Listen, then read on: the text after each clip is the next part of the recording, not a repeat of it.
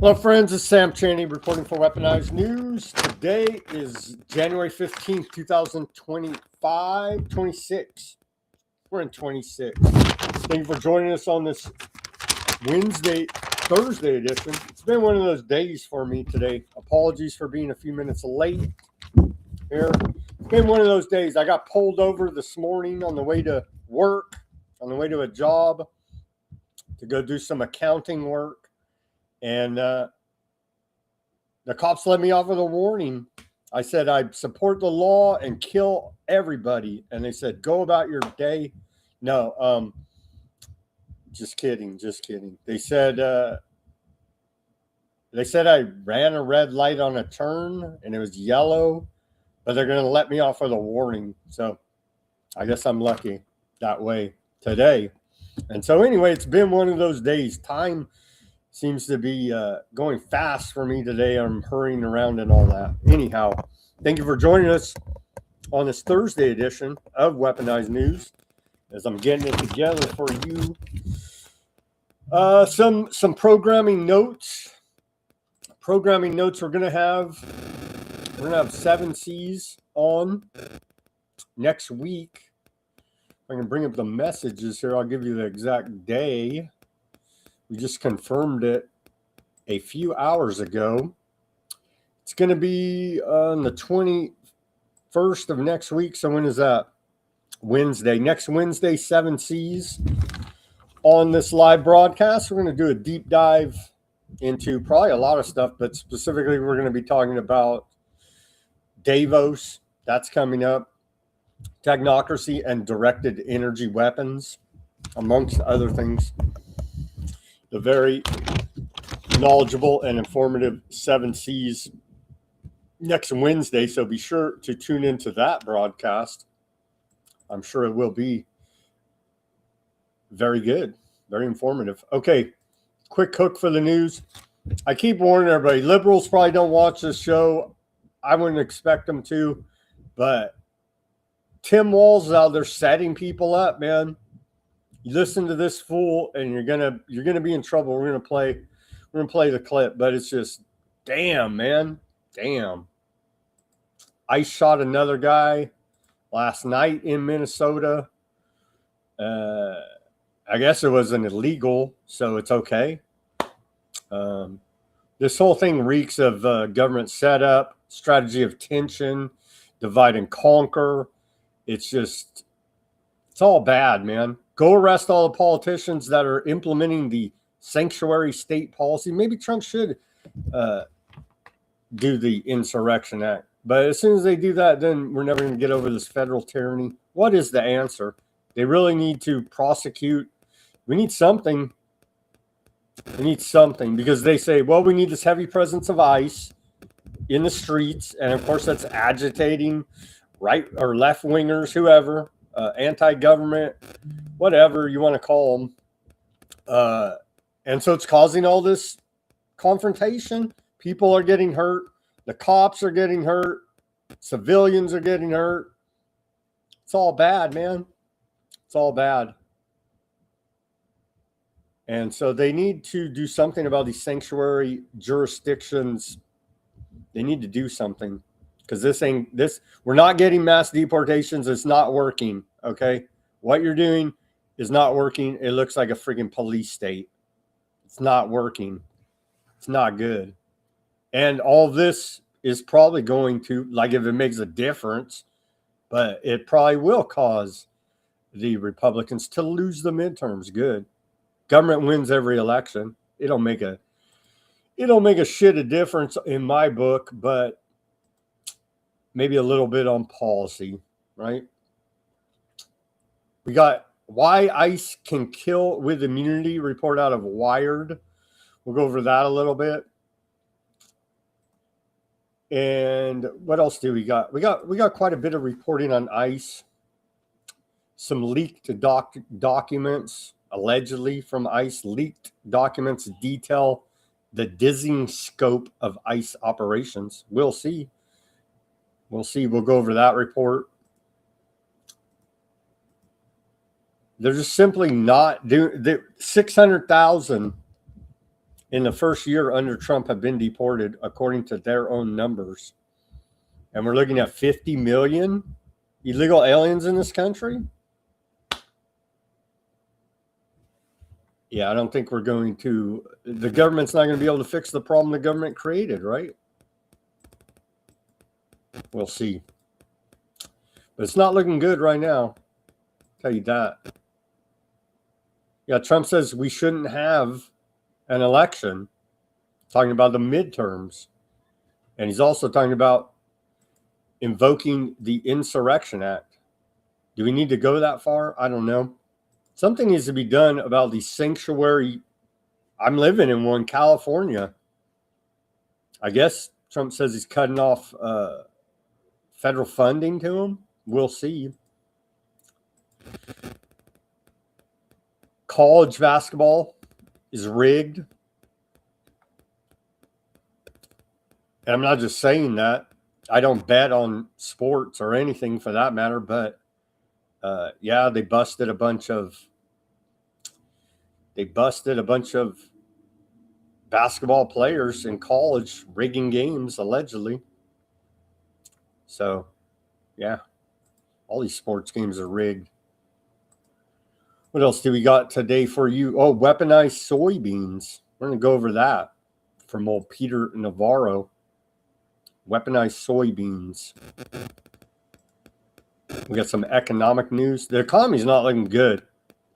The economy is not looking good on Main Street, especially here now. Again, the poor man's economic report on inflation says that the dollar store used to be $1 for items before the bat times 6 years ago, even a few years into the bat times, probably 2022. And then it went up to $1.25, and now it's $1.50.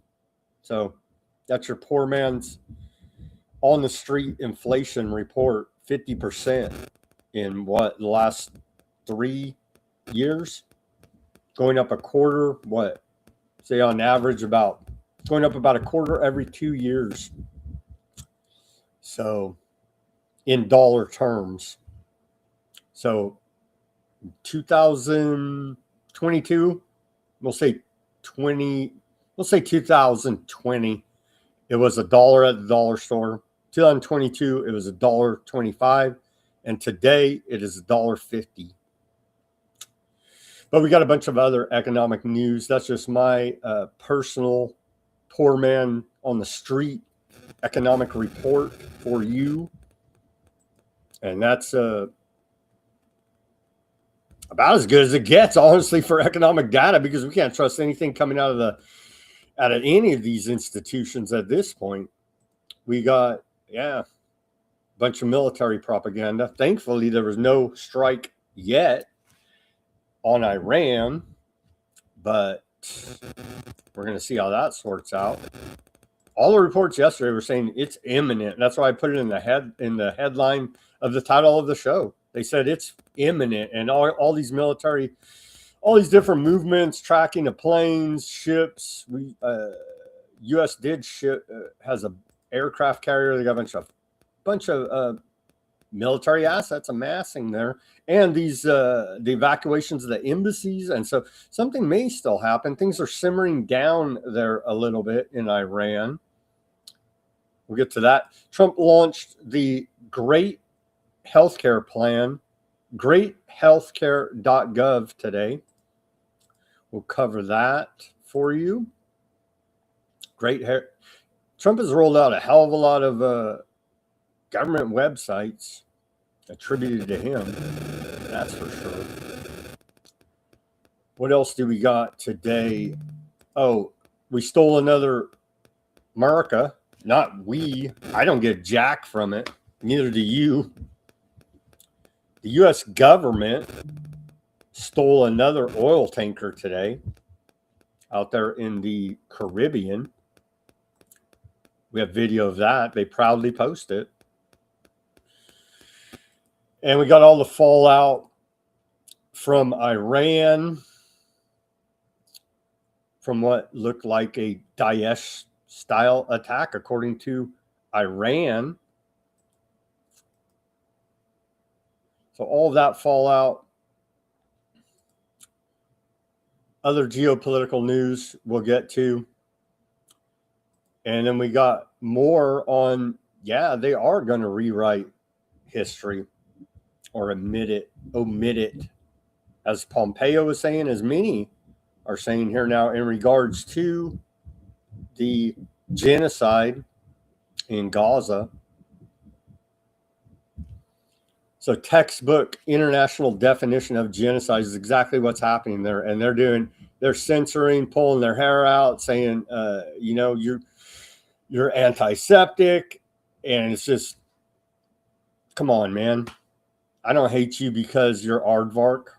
Come on, man. But I can't support you genociding these people either because you're aardvark. You know what I'm saying? So it's the same old routine from these characters, but they mean business. They mean business. You have the ADL head, Jonathan Greenblatt, saying that he's working behind the scenes. He's working behind the scenes to get Nick Fuentes, Tucker Carlson, and Hamas Piker censored, taken down. They're probably all feds anyway. So what's the difference? You know what I mean? Anyway, bunch of ape, and he confirms. Oh yeah, the ADL trains 20,000 officers a year. They're still stacking bodies in Gaza. Allegedly, we're moving to phase 2 of the ceasefire. We have that reporting. Yeah, the aardvarks are going hog wild. They're bombing the hell out of Lebanon all over the place. They're killing the hell out of Palestinians still. It's peace in the Middle East, bro. And you're not allowed to criticize it, apparently. You're supposed to say, it's wonderful. They're doing God's work. We'll probably be banned for criticizing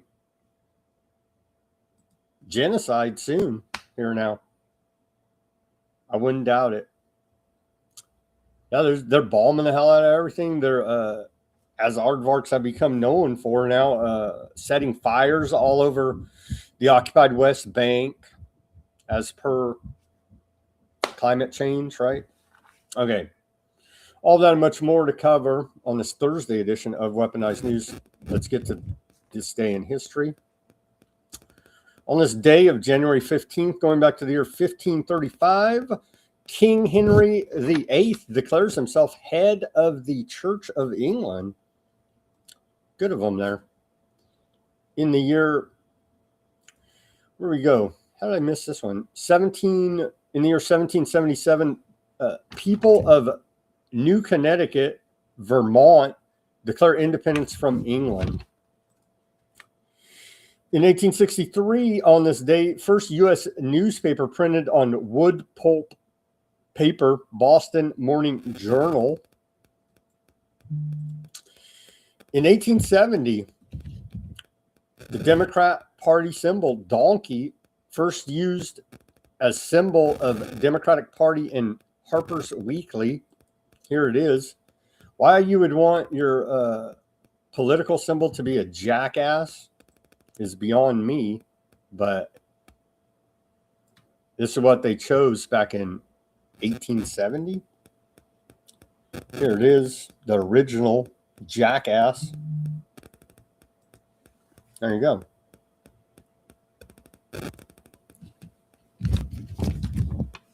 Moving on here to on this day in 1919. I remember this, reporting on this last year because it's a bizarre event. In 1919, on this day, 2 million gallons of molasses flood Boston, Massachusetts. 2 million gallons, that's quite a bit of molasses. In the Great Molasses Flood, when a storage tank bursts, drowning 21 people and injuring 150. Imagine that, drowning in molasses. That sounds like a horrible death. Just shoot me, ice. You know what I mean? Kidding. Don't shoot me, ice. Don't shoot me, bro. I was watching some videos from our friend Jason Belser at what is he? I can't remember his outfit. Anyway, he's with Cop Watch or whatever it is. I'll get to him because we have a couple reports from him. But yeah, what outfit? Free. What is he? Free Thought Project. Excuse me, Jason Bassler. Anyway, I was going through his feed because I wanted to see his take on recent events, and it's bad. There's his police brutality is like where he started, I believe, with Cop Watch, or founder of Police the Police is what he is. Anyhow, go through his feed, and he has 2 or 3 videos of cops killing Americans. It ain't nice, man. It's ugly. It's horrific, actually. But back the blue, bro. You know what I'm saying? Hey, they didn't give me a ticket this morning. Just I got off with a warning, and they did say it's for public safety, and I was like, I know. Okay, where are we at here? In 1932, on this day, due to climate change, we saw a record snowfall of 2 inches in Los Angeles, California. Wouldn't you know? A damn climate change. 1934, on this day, we saw a very large earthquake hit Nepal and India, an 8.4 magnitude, killing an estimated 10,700 people in 1934 on this day. 1943 on this day. Oh, no, we had another 34, excuse me. Also in 1934 on this day, John Dillinger survives bank robbery while robbing the First National Bank in East Chicago, Illinois. John Dillinger is shot several times by Officer William O'Malley, but survives because he was wearing a bulletproof vest. That was pretty good thinking of old Dillinger there. Better wear a bulletproof vest robbing banks. In 1936, on this date, nonprofit Ford Foundation incorporates. There's another one. You want to really make America great again? Go after all of these freaking nonprofit foundations. They're the ones, in large part, financing social engineering to subvert America. So where you at, Justice Department? And that's known. It's been well known for a long time.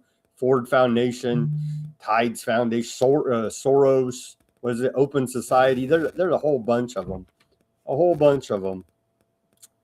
But, yeah, we can't even find the Epstein files. So, yeah, not hold my breath on that. In 1943, on this day, the world's largest office building, the Pentagon, is completed to house the U.S. military. It doesn't really house the U.S. military. It houses the office workers at the Pentagon. In 1945, on this day, the Manhattan Projects, for you conspiracy theorists, the government would never keep that from us. They could never keep a secret that big. Wasn't it like 100,000 people? And they did keep the Manhattan Project secret. Manhattan Project's G5 group, headed by physicist Donald Kirst and Seth Niedermeyer, take their first pictures of a nuclear implosion at the Los Alamos laboratory on this day. In 1973, on this day, 4 Watergate burglars plead guilty in federal court. Also in 1973, on this day, then U.S. President Richard Nixon suspends all U.S. offensive action in North Vietnam. In 1994, on this day, don't drink and drive, kids. 1994, on this day, a Hague motorist with a 0.51% alcohol level in his blood breaks the Dutch record of 0.47% in the blood. How the guy even still alive? You know what I mean? But what a thing for this day in history to post up there. Maybe it is time to start drinking, according to that EU diplomat. we reported on yesterday with how crazy everything is. And in 2021, the global death toll from the bats passes 2 million. And they even make a note here, true total likely much higher. I would say take a look at the hospital protocols that we've reported extensively about here and first at Weaponized News. Go take a look at that. If your friends, family, neighbors, or acquaintances happen to pass away during the bat time in a hospital, I would strongly take a look at the hospital protocols. And the group, there's a group now that I'm friends with. Like I said, started the reporting about it. What the heck's their name? I think they've formed up a foundation. Yeah, here they are. The Betrayal Project USA. And yeah, they're a nonprofit here now.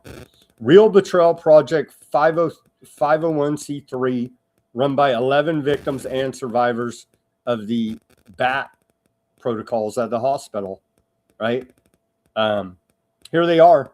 And so I would seriously, like I say, if you have friends, family, neighbors, and acquaintances, anyone you care about, I would say, and they passed away in the hospital during the bat time, I would go give these guys a look and see what they can do to help you, because they are gathering up all the stories and they're trying to do something, bring lawsuits, try to do something to get justice for the victims of the bat hospital protocols.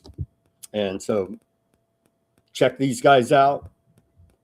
I believe they are genuine and legitimate. And so I believe they can help you one way or another. Maybe just ease your mind. Maybe just ease your mind to know what really happened. I just noticed that I know I follow them, and I noticed on the X I wasn't following them. Anyhow, I just followed them again. So there you go. They'll probably unfollow me. X is the worst it's ever been. It was way better under Dorsey, the quote liberals, whatever you want to call them. The last outfit that ran Twitter was 1,000 times better than Elon Musk and what he's doing there now, because his censorship is over the top. I ran some prompt on the Gronk. It fed back to me. I got to look into it further. I haven't had time yet, but all signs indicate heavy censorship for reporting on genocide specifically. Well, they say you're reporting or posting about New World Order, technocracy, and genocide. So yeah, you talk about those three things, according to a prompt I ran on Gronk telling me about the measurements or whatever they call it. I forget the exact terminology.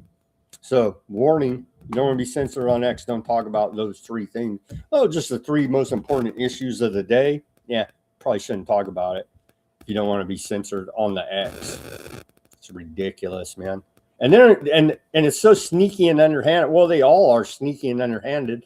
They don't tell you. They have vague terms of service. They don't straight up tell you. You know what I mean? So it's all dishonest as per usual from big tech. I know. Quit bitching about it, Sam. Okay. I won't bitch about it anymore. Just warning you about what will, according to, in my own experience, I've been reporting on the stuff, censored like the Dickens over there. Censored like the Dickens on the X. You know what I mean? And so again, way more free speech and reach under the quote liberal. I think it was the libertarian Jack Dorsey, whatever the hell he was.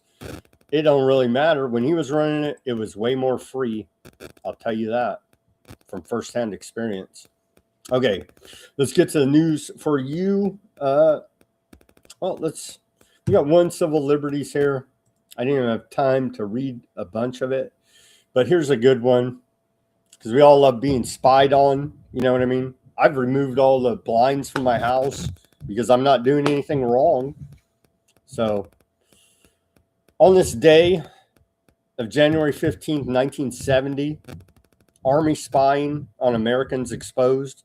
Retired Captain Christopher Pyle, a former Army intelligence officer on this day exposed U.S. Army spying on political activity by Americans. The spying program had started in 1965 in response to the urban riots. By 1970, there were over 1,000 Army investigators based at Fort Holabird near Baltimore, developing files on the membership, ideology, and programs of virtually every activist political group in the country, from the Ku Klux Klan to Women's Strike for Peace. Pyle exposed the spying program in an article published on this day in Washington Monthly magazine. Pyle went on to earn a doctorate in political science, and the Church Committee report detailed the history of military surveillance on Americans. Yeah, this government is freaking evil. And I don't care what puppet you put a chief executive, president of the federal government. This government's evil, man. I've said it once, I'll say it again. You put Jesus Christ at president here, and this government's still evil. Is the level of evil we're at here now. And with that, here's our segue to the news. Again, if any liberals or protesters or whatever, anti-ICE, are listening to the show, don't listen to Tim Walz. He is setting you up. He is setting you up just like Trump set up all the MAGA on J6. It's the same routine. Stop listening to these politicians. They don't give a damn about you. They want you in the streets getting shot, beat up, and killed by ICE or the police or whatever law enforcement out there. They benefit from it and exploit it to the hilt politically. Stop listening to these bastards. Here's old Walz getting trolled. Well, we'll play the full clip and then we'll play him getting trolled. And I do agree. Hey, you have the right to go out there, film them on the street. But hey, realize, just like you have free speech, right? But there are repercussions to your free speech. As we've learned, you will be banned from the internet when you're going against the giant one world government lockstep operation. You will be shut down. And especially for war, they will shut your butt down. And now we're getting heavily censored for reporting on the genocide, you see. And so, yeah, I'm 100% free. But you got to realize that these are hostile ICE officers now you're running up against. They're paranoid. And it's all bad. It's all bad. So keep that in mind. You're taking a risk going out there and confronting ICE as they're trying to allegedly round up illegal aliens, only 600,000 in the last year. Anyway, here's Walz. I see this as him setting up liberal ICE protesters to take a fall. Help us establish a record of exactly what's happening in our communities. You have an absolute right to peacefully film ICE agents as they conduct these activities. So carry your phone with you at all times. And if you see these ICE agents in your neighborhood, take out that phone and hit record. He's literally telling you carry a tracking device with you at all times. I know most of us do anyway, but that's essentially what he's saying here now. You could have a digital camera that's not a phone, just saying. Help us create a database of the atrocities against Minnesotans, not just to establish a record for posterity, but to bank evidence for future prosecution. Help us. I want to agree with him, but it's just a setup. I'm telling you, we've seen enough. We've seen enough, man. And then here is Homeland Security trolling Tim Walz. They say about that little talk he just gave to his agitators. He said, "We got you." In reply to Tim Walz, find the criminal illegal aliens that have committed atrocities against Minnesotans under the watch of Walz and Frey there. And we've reported on this. Department of Homeland Security has a database of all these criminal illegal aliens. wow.dhs.gov. Help us create a database of the atrocities against Minnesotans. Help us. And so Department of Homeland Security says they've already created that database. We're talking about two different things here, though, now, obviously. But again, what are they protesting, honestly? Because they're listening to these politicians. They're that pro-illegal immigration, illegal alien. Like, I really don't get it. Maybe they're just, I haven't even watched any of these protests. It makes me sick to my stomach that we're at this level. Americans fighting Americans in the streets over trying to remove illegal aliens. Honestly, it's sickening. But it's exactly what the government wants. And everybody seems to be complying and playing their roles. More Jason Bassler here. He says, when the FBI entrapped J6 dissidents, did you expect them to defend civil liberties? When the Fed inflated away your savings, did you expect them to fix the economy? When the Pentagon lost trillions of dollars, did you expect them to pass an audit? No. So why do you expect government to fix the immigration crisis it created? And I would have to say that's a great point that he's making there. Now,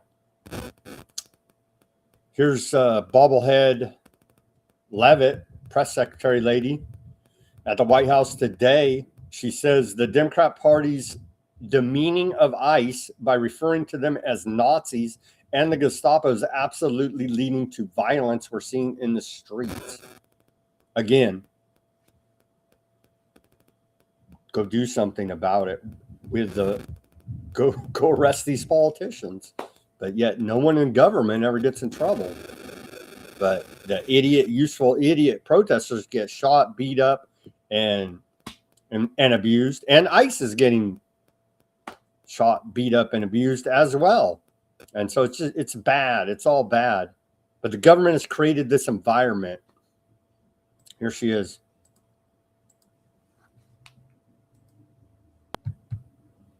That these Democrat governors and mayors in not just Minnesota but in states across the country are essentially, they've referred to ICE agents who, again, are brave men and women. And I would encourage everyone in this room, and I would encourage Governor Walz and other Democrats who are demeaning law enforcement to sit down and have a cup of coffee with an ICE agent or a Border Patrol agent. These are great, patriotic men and women who have families, who put on the uniform every day and are following our nation's immigration laws at the direction of their bosses and again, at the direction of the law. They are simply trying to enforce the law. And the Democrat Party has demeaned these individuals. They've even referred to them as Nazis and as the Gestapo. And that is absolutely leading to the violence we're seeing in the streets. If you look at some of the images out of Minneapolis last night, look at this vehicle. Look at what it says. It says F ICE. You have these individuals who are putting their middle finger, proudly so, at the camera. Another ICE individual, a vehicle that was vandalized last night by these left-wing agitators. People don't do this without encouragement from people in power who make them feel like it's okay. Here's another one. Well, she just said it. Yeah, they're setting you up. Dupes, stop falling for it. Stop taking the bait here.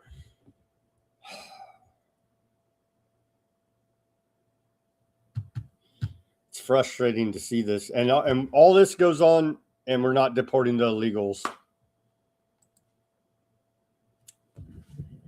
57 times, sick, unhinged. Democrats declare war on law enforcement. They reposted this. We reported on this a few days ago. So if you and I threaten law enforcement like these politicians did, they're coming to arrest us. They'll probably kill us. They'll kill us. But these politicians are allowed to do all this, to make all these threats and incite their radicals into taking action and causing more problems, right? Go arrest them all for threatening law enforcement. All these Democrat politicians. And I don't give a damn Republican, Democrat. If it was Republicans doing all this, I'd make the same point. Go arrest them all. You know what I mean? But it doesn't happen. Oh, yeah, I stand with ICE. Don't shoot me, bro. Don't shoot me, bro. You know what I'm saying? They're looking like federal thugs. And it's just a bad, bad look, man. We're going to see what Trump says in, about 2 weeks here now, cutting off federal funding to sanctuary municipalities. We'll see. We'll see. We shall see. Well, go arrest all these politicians you say are threatening law enforcement. White House. Unhinged Democrats declare war on law enforcement. Look, this is inflammatory rhetoric out of the White House. So both sides, right? They're stoking the flames on purpose. So we can fight amongst each other. I hate the liberals. I hate the Republicans. I hate the conservatives. We can do that all day, and they're stealing everything we got. Okay? They're stealing everything we got. How many unconstitutional, illegal foreign wars of aggression have we gotten into here now? I guess they're not prolonged, but damn, man. Damn, man. And we're stuck here fighting about ICE. You see what they've done? I blame the government at the end of the day. So they shot this dude. ICE shot a Venezuelan man who was resisting arrest. And what do they say? Of course, they always fear for their lives, right?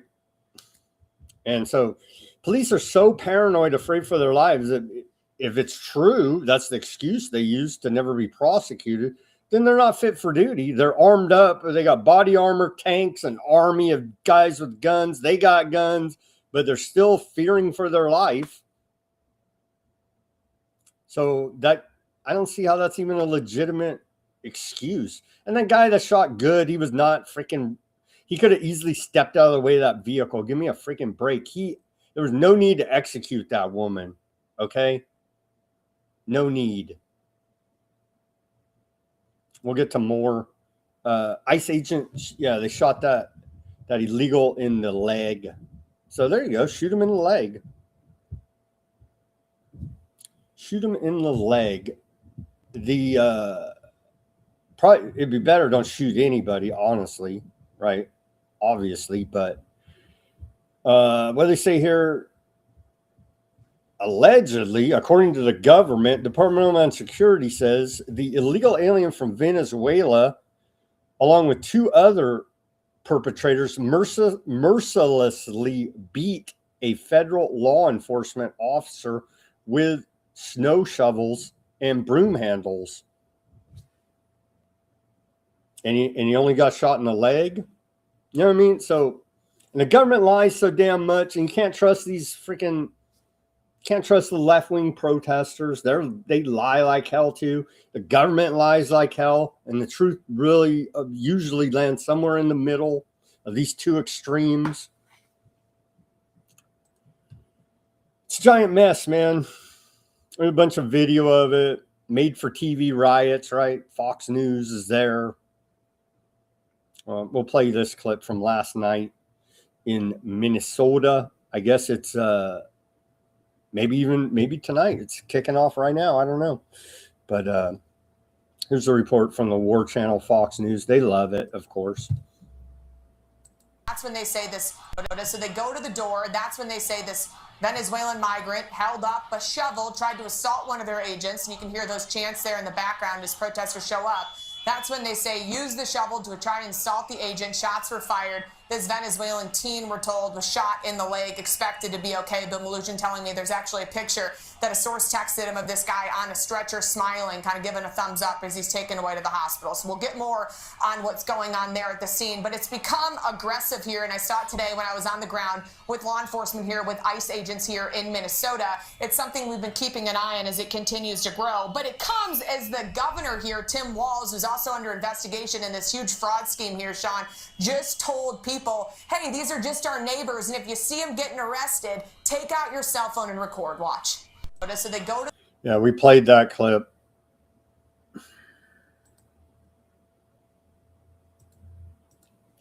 What's Kerry say? Yeah, I was seeing that reports, Machado, the Venezuelan woman, want to be president, want to be U.S. puppet, oil company, oil oligarch puppet. I saw she did go to Washington today, but I saw reports where she didn't say, where she wouldn't answer when asked if she gave her Nobel Peace Prize to Trump. Kerry is saying that she gave it to Trump. So maybe you saw a report where she admitted it. The reports I saw said that she wouldn't answer the question when asked. Okay. Whatever the Nobel Peace of Crap Prize is worth is anyway, right? After they gave it to Henry Kissinger, give me a freaking break. But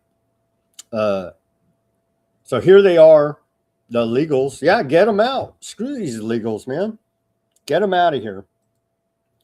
Get them out of here. There they are. They're lucky they didn't get killed. They're lucky they didn't get shot in the face by ICE. But why doesn't ICE shoot them in the face? They were attacked.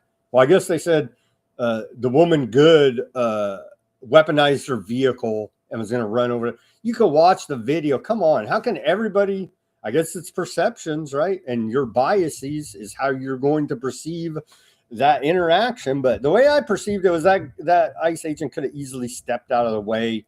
And come on, they got an army, they got helicopters. You're going to catch her. You got radios. You know what I'm saying? She ain't going nowhere. And so it could have easily de-escalated the situation instead of shooting her in the freaking face. This report now, ICE threw flashbang grenade at family car as 6 kids hospitalized, including a 6-month-old baby. See, it's causing these type of incidents to happen, and it's all bad, man. It's all bad. And they look like freaking thugs, honestly.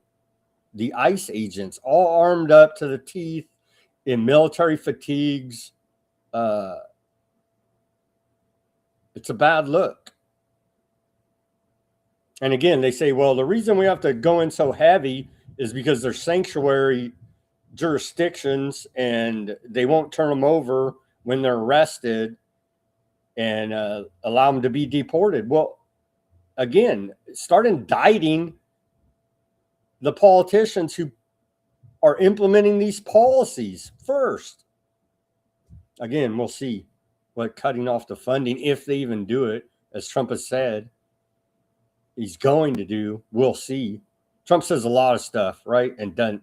So we'll see how that sorts out in about 2 weeks. Any more on that? Yeah, I don't know. Maybe this story's fake by, Smollett. You know what I mean? Left-wingers have been known to stage up hoax attacks as well. You know what I'm saying? So it's like, it's frustrating, honestly, because I don't like seeing any of this. I want the ICE to go about the orderly deportation of people in this country illegally with no violence against American citizens or against the illegal aliens. I want everybody to be treated with the same human dignity that you would want to be treated with while in custody of immigration enforcement. You know what I mean? But that's not happening. And so we have a giant mess on our hands here now. And still, Mayorkas walks free, right? And everybody involved in bringing in all these illegals in the first place, they all walk free. And we're fighting amongst each other in the streets, and they're laughing their ass off.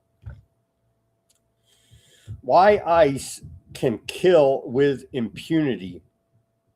Over the past decade, ICE agents have shot and killed more than 24 people. Not a single agent appears to have faced criminal charges. Report out of Wired magazine. So, yeah. 25 people have been killed by ICE agents since 2015. And the common excuse is I feared for my life, is what the officers say, why they had to use deadly force. And it works every time. It works every time. So did they? That's the next question, right? Did they legitimately fear for their life? Which I don't think this most recent incident, that guy feared for his life, but he says he did. So how can we question his state of mind? That speaks to they're not fit for duty if they're this paranoid, constantly fearing for their lives. They don't need to be on the street with a badge and a gun and a bad attitude. So ICE essentially is above the law. Killed 25 people since 2015. No one's ever been held accountable because they fear for their lives, is the reason they give for using lethal force. Maybe they all were, but this most recent incident, I'm sorry, I just didn't see it. Maybe I'm biased against the feds, but it should have been de-escalated, and that ICE officer shouldn't have shot that woman in the face, but he's become a millionaire behind it here now. So that's incentive for more violence, you see. We'll get to that. Reminder from the Department of Homeland Security, if you obstruct a law enforcement officer, it is a federal crime and felony. If you lay a finger on law enforcement or destroy federal property, you will be prosecuted to the full extent of the law. Be smart. I agree with them. You may be shot in the face at this point. Things are escalating that much. So, yeah. And I don't even want to admit, my blood's boiling here. ICE agent Jonathan Ross, who killed Renee Good, is now a millionaire. He's now a millionaire. And so this is incentive to go do more killings. That's how I see it. Thanks to online fundraiser after GoFundMe netted Good's family 7 figures. And so they're like having competing online fundraising campaigns between the victim and the shooter. We live in a crazy world, man. We live in a crazy, crazy world here now. Good. What did she raise? The GoFundMe has raised more than... let's see, John Ross, that's the ICE agent. He's amassed more than $1 million in funds from supporters on GoFundMe and GiveSendGo. He did not create the campaign.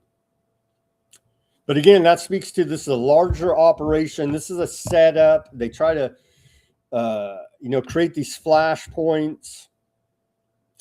And so it speaks to foreknowledge that he was sent there to assassinate her, essentially. And they knew that she's all wound up as well, not going to comply with police orders, and they at the very least created an environment for this deadly incident to happen.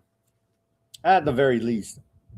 I'm more of the thinking that it was all that they wanted this exact thing to happen, and it was set up to happen in the environment they created. So they both raised a bunch of money. Good, the victim, what a lot of good it does her, but for her family, I suppose, her online fundraising has raised $1.5 million. It's insane, insane, insane. And so again, this is incentive for cops to go out, or ICE agents specifically in this incident, allegedly enforcing immigration law, which I do believe the large majority of Americans support, but not in this fashion. This is incentive for more shootings because MAGA is going to jump on the internet and give you a bunch of money for it because screw those liberals. You know what I mean? It's just beyond the pale of ridiculousness. That's where we're at here. January 15th, 2026. Effective immediately, Charles Walls will serve as Deputy Director of ICE, according to ICE Barbie. So Charles Wall. They picked him for his last name because we love the border wall that keeps us in. Or no, it keeps them out. Sorry. So we have a new Deputy Director of ICE, Charles Wall. Golf clap for that. Okay. Ken Klippenstein over there on the Substack is reporting that he got some leaked documents. We'll go through this report about ICE operations.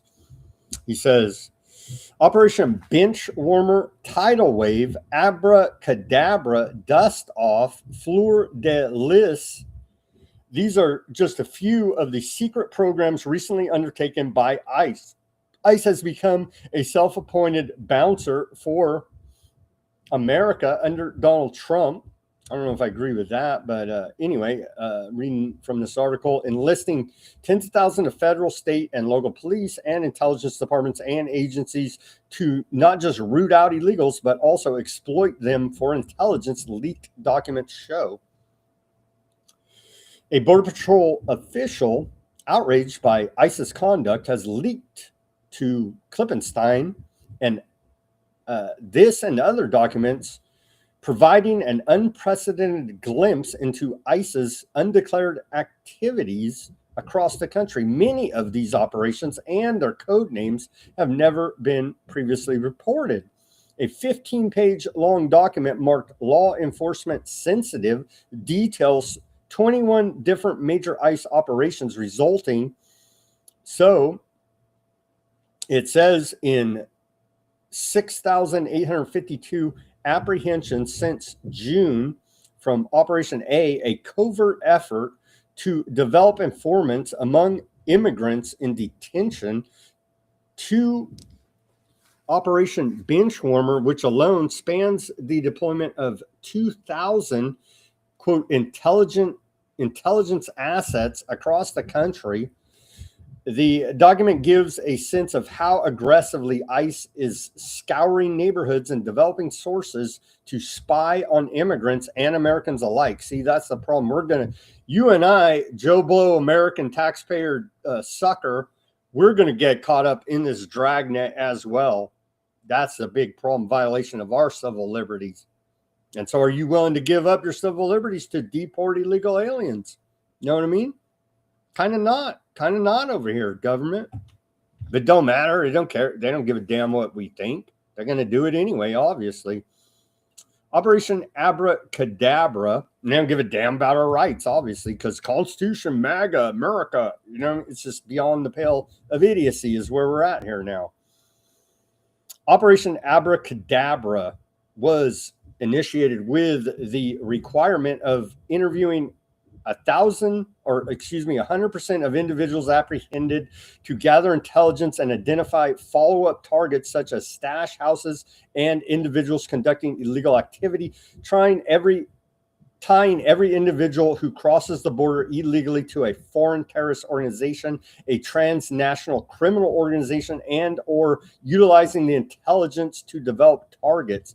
Intelligence gathered from subjects in custody is being successfully utilized and acted upon. These efforts are being tracked in E3 and data integrity is critical. Border Patrol agents who are collecting this information enable this operation to succeed.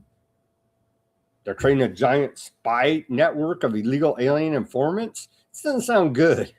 It don't sound good. And all this has resulted in only 600,000 being deported.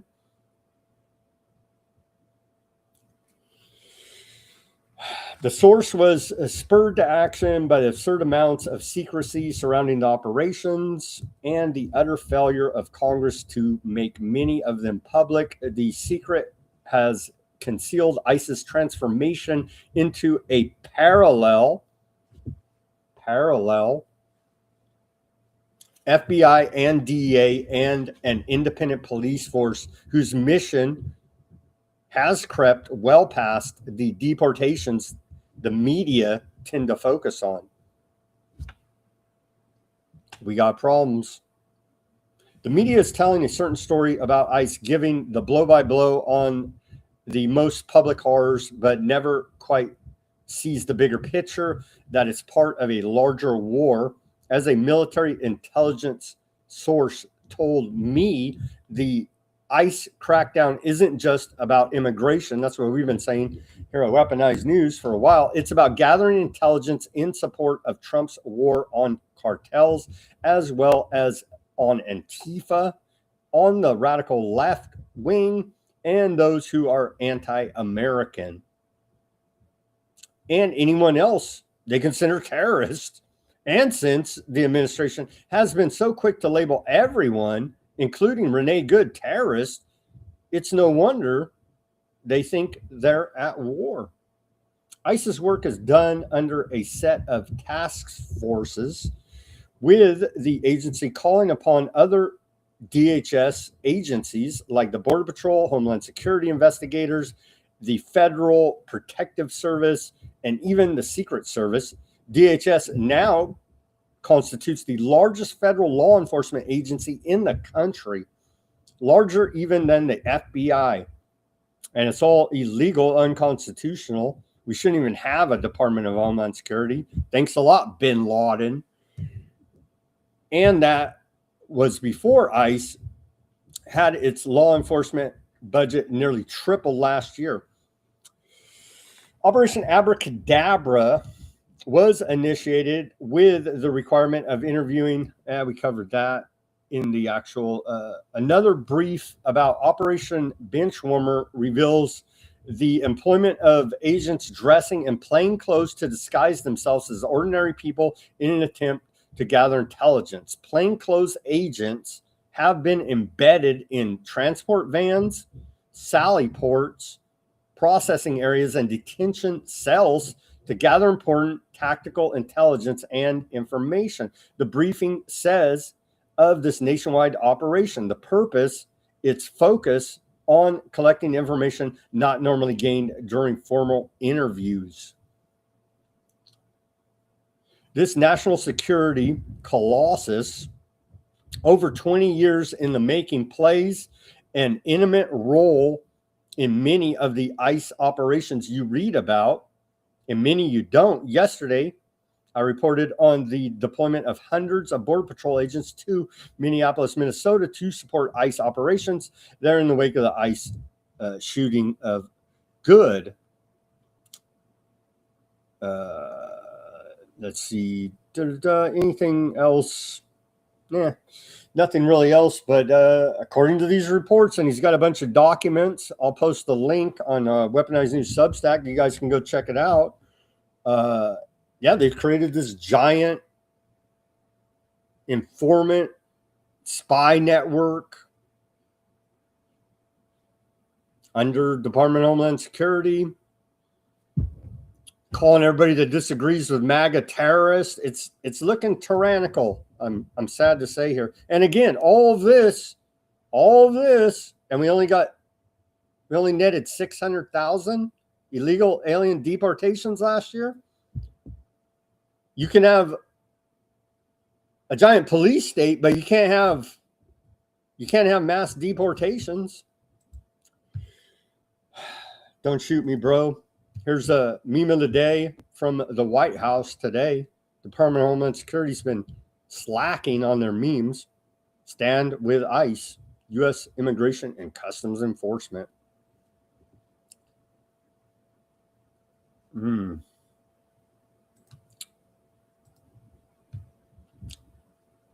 Let's take our live commercial break. Where are we at here? Everybody go to weaponizednews.com. Give us some help, some financial support. It's much appreciated. Weaponizednews.com. Get yourself some stickers over there. The holograph sticker, the white background sticker, the clear sticker, as per usual. Get yourself some stickers. We have coffee mugs over there. We have baby gear, Weaponized News onesies, little beanie caps for the children. We have for everybody else. We have custom T-shirts. Go take a look. Weaponizednews.com, the store. It's right there on the front page of the website. You can't miss it. The links in the description below this video. The first link's the Weaponized News store link. Go patron our store. It's appreciated. Patron the website. Give us a donation right there on the front. Push that donation button. We take donations through weaponizednews.com. Our PayPal. That's a secure PayPal link. We have Buy Me a Coffee, the Cash App, and the link below this video. Bitcoin wallet address. I'd really, instead of begging, I'd like you to buy something from my store. But however you may see fit, helping support this independent broadcast is truly appreciated. We appreciate. Thank you very much for all the subscribers, for the Buy Me a Coffee donations that we've been receiving. It is truly much appreciated. Thank you very much. I do spend a lot of my time, which I could be doing something else, making a hell of a lot more money, because this is in my heart that somebody has to report independently out here. I'm not paid by anybody. I'm paid by you, the viewing audience. We don't have any sponsors. We're our own sponsor here. Abazaba Enterprises is my company. And so we're our own sponsor. There's no outside money coming in. You're hearing straight my opinion, and that's it. Nobody's paying me anything except for you out there. And so that's why it's important to support independent voices like mine and the guests we bring on this show, because we're out here doing it on our own, man. There ain't nobody supporting us. And I'm telling you, I'm shooting you how I see it, honestly, the best I can. But I spend a lot of time going through the news every day and documenting all this news for you. And so I know many do appreciate it and find value in it. And so I appreciate you back. Thank you very much for all of your support. And with that, welcome back to the second half of Weaponized News. On this Thursday, January 15th, 2026 edition, we're going to get, should we do the Insurrection Act? That seems a bit much. How about we indict all these politicians implementing sanctuary policies? How about that? Trump threatens to invoke the Insurrection Act, allegedly. Well, he did say this, but old bobblehead lady, well, he said it a few times. He said it in an interview. Or no, he said we shouldn't have elections in interview. Okay, here's the post from Trump. And then we'll get to the other one about not having elections. So concerning, this is extremely tyrannical, right? Are we at the point of this? Probably not. If the corrupt politicians of Minnesota don't obey the law and stop the professional agitators and insurrectionists, all run by feds, by the way, the feds are running all of these groups, and then you have useful idiot dupes getting shot and set up to be patsies for the police state to claim everybody's terrorists and then turn the screws of tyranny on us more. But they refuse to wake up to these facts. Anyhow, continuing here, professional agitators and insurrectionists from attacking the patriots of ICE who are only trying to do their job, I will institute the Insurrection Act. Will Taco Trump do it? I doubt it. And is that even necessary? I doubt it. Which many presidents have done before me, and quickly put an end to the travesty that is taking place in that once great state. Thank you for your attention to this matter.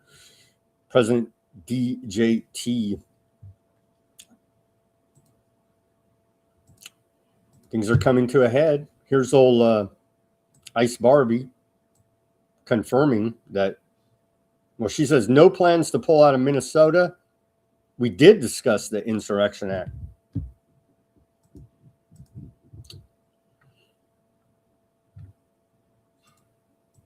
And we did get one meme, but it wasn't a good propaganda meme. Here is Department of Homeland Security. They did give us a meme today. They say your meds, schizo, and they're in reply to this. This poster, Wu-Tang is for children on the X. They said, wait, so Kristi Noem's podium at DHS is just a straight up Nazi slogan now, and they're talking about this. One of ours, all of yours. One of ours, all of yours was a Nazi policy made when an SS officer was killed in a Czech village, and then the Nazis killed every single resident of the village in response. But don't you dare call them Nazis. Well, that seems a bit much. But if they kill everybody in the whole neighborhood, you damn well better believe start calling them Nazis. But that has not happened quite yet. That's a bit of a stretch, I would say. But again, look at this. This looks like a straight Fed setup to me. I saw Ruckus reporting on this a little bit. It looks like a straight Fed setup. So they allegedly, according to the FBI, protesters broke into these federal vehicles, and I believe they stole a weapon. Well, it says right here, vandalism, destruction, and theft of government property. The FBI is offering a reward of up to $100,000 for information leading to the recovery of stolen government property and or the arrest of individuals responsible for the destruction, theft of government property in Minneapolis, Minnesota. And I believe they stole a gun out of there, some paperwork. Why'd you leave your vehicles there with guns and paperwork and the like in there to be vandalized, broken into, and robbed? Feds, you know what I mean? Looks like a straight setup to me. Okay, here's Trump on we shouldn't have an election. He said this during an interview with Reuters. He said, well, let's add a little context. Let me add a little context here for you. If I can find exactly where we're at. I had read this earlier, and now I've lost my place. I hate when that happens. Okay, so Reuters is asking Trump. They say President Trump expressed frustration the Republicans may lose control of the House of Representatives and possibly the Senate in the November midterm elections. Excuse me. Calling it, quote, some deep psychological thing. Trump told Reuters that when you win the presidency, you don't win the midterms. Again, government wins every election. Don't be fooled by these fake elections. He then boasted of his accomplishments, telling the reporter, when you think of it, we shouldn't even have an election. And so kind of backhandedly, not really a threat, old bobblehead Levitt answered to this at her press conference today, or briefing, and saying that it was all just a joke by Trump. So don't think nothing of it.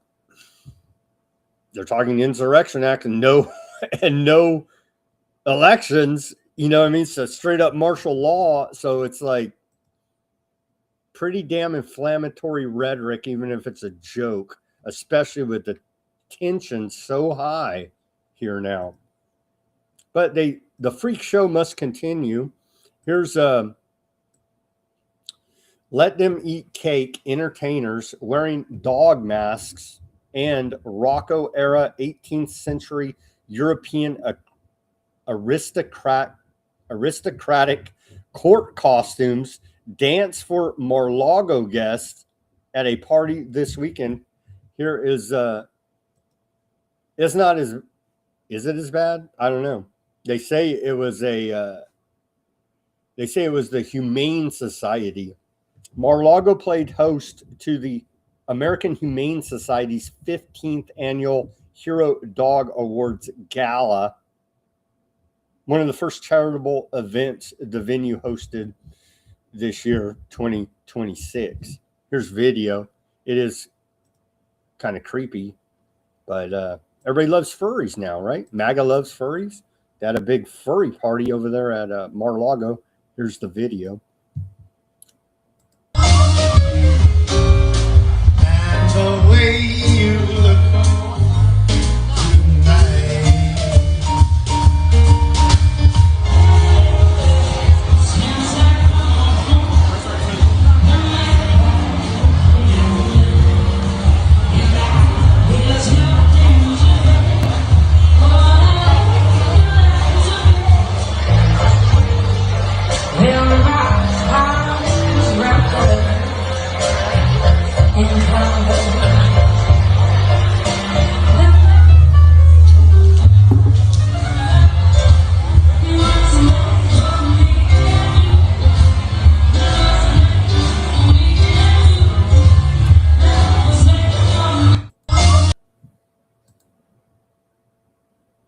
Bizarre. That's how the Humane Society gets down, I guess, at their fundraisers.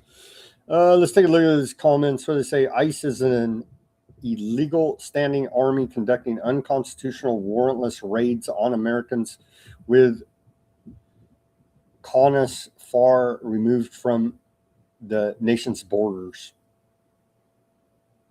Why is no one interviewing the T-Rex? that's what a key witness. Yeah. I also saw sharks on people's lawns as well there, Ruckus. I don't know if you saw those. Rule of law matters, but only to the poor, because money talks and BS walks. Some comments from the Rumble. Yeah, true. I can't argue with you there. And then this meme has been making the rounds the last week, and it's these are my sentiments. Randy Weaver watching modern libertarians defend federal agents, right? Of course, from Ruby Ridge, the feds shot his pregnant wife. If everybody can remember that tragedy, and the feds don't get in trouble. They set him up, right? They set him up. He's trying to live his best life out there in the freaking wilderness in Idaho. Like, just leave me alone, bro. And the feds set him up to get him to allegedly sell an illegally sawed-off shotgun, right? Or buy one. Was it he bought one or sold one? I can't even remember now. Anyway, that was the excuse to go ahead and shoot his pregnant wife. And didn't they kill his dog, too, and his son? Horrific tragedy there. And, of course, the feds don't get in trouble. And that same sniper, I forget the guy's name, went on to kill people, American citizens at Waco as well. And so, yeah. It's kind of hard to defend the feds when they're conducting themselves in a very tyrannical manner. And that's putting it lightly. NCAA basketball, turns out it's rigged. I know, who knew? Shocking, right? NCAA basketball players and gamblers are charged for allegedly rigging games. AP reports here. An investigation into a sprawling betting scheme to rig NCAA and Chinese Basketball Association games has snared 26 people. They'll kill your ass in China for this, probably. I don't know. They go hard. I guess if you're not like if you're not in the party and they catch you trying to do fraud, they kill your ass in China straight up. Anyhow, including more than a dozen basketball players who tried to fix games as recently as last season, federal prosecutors said today. The scheme generally revolved around gamblers who placed bets and recruited players with the promise of a big payment in exchange for purposely underperforming during a game, prosecutors said. Those fixers would then bet against the players' teams in those games, defrauding sports books and other bettors, authorities said, calling it an international criminal conspiracy. So, see, even your U.S. prosecutors are conspiracy guys, obviously. U.S. Attorney Daniel Metcalf told reporters in Philadelphia that this case represents a significant corruption of the integrity of sports. The indictment suggests many others, including unnamed players, had a role in the scheme but weren't charged, and Metcalf said the investigation was continuing. The indictment is the largest gambling scandal to hit the sports world since a 2018 U.S. Supreme Court decision unleashed the meteoric rise of legal sports betting. Thanks a lot for bestowing that degeneracy upon us, old Supreme Court. As speaking of the Supreme Court, we're still waiting for the Supreme Court on the Trump tariffs. That's the big ruling that we are waiting for. That will change the world if ruled against Trump. You think our economy's screwed now? Wow. Okay. Anyway, yeah, basketball's rigged. A couple months back they busted NBA players. Yeah, it's all rigged. Don't gamble, man. It's extremely degenerate behavior, I guess, unless you got the inside scoop. Don't do it, man. Don't do it. Okay, continuing here now. Again, Jason Bassler, Free Thought Project, put out this post, short video. 7 billionaires decide what you read, what you watch, and what you're allowed to know. Every headline, every feed, every frame. And we've come to learn now, our technocracy. Thank you very much, big tech bros, who are actually frontmen puppets for the government. Never mind that, they built it all in their garage. Anyone find it strange that the richest men on earth are also media moguls in bed with government? Elon Musk, the owner of X.com, has numerous multi-billion-dollar government contracts and basically functions as Trump's billionaire sidekick. Mark Zuckerberg owns Meta, the most popular social media platform in the world, which is notorious for censorship and manipulation. Meta is also a military contractor. Bernard Arnold, a major Trump ally, is invested in Israeli military tech and has been purchasing major media influence in Europe. Jeff Bezos works closely with U.S. intelligence, currently owns the Washington Post and other major media outlets. Sergey Brin and Larry Page started their careers working closely with the CIA, which culminated in Google's creation, and also work closely with Israeli and U.S. governments today. Larry Ellison also started out working with the CIA, which continues to this day, is a longtime Trump ally, arguably Israel's greatest ally. He just purchased Paramount Global. He also just maneuvered himself into the driver's seat of TikTok's U.S. operations. Does anyone else see a problem here? There you go. Operation Mockingbird, alive and well. Well, they just own the friggin' media companies now. Forget CIA agent reporters. They just own the whole damn company now. And they probably did back then too. You know what I mean? So, yeah. Yeah. We're in it neck deep, man. How to disarm China's weaponized soybean purchases. I don't think he mentions here, aren't we weaponizing the soybeans, sending them GMO, pesticide, glyphosate-laden soybeans? Never mind the whole, estrogen in the soybeans? Never mind that. The GMO glyphosate is the weaponization we're sending to China. Let's hear now how old Peter Navarro, economic advisor to Trump, says that China's weaponizing soybeans against us. Let's hear his report here as we're in the economic section of the show. Let's hear what old Peter Navarro had to say. about this.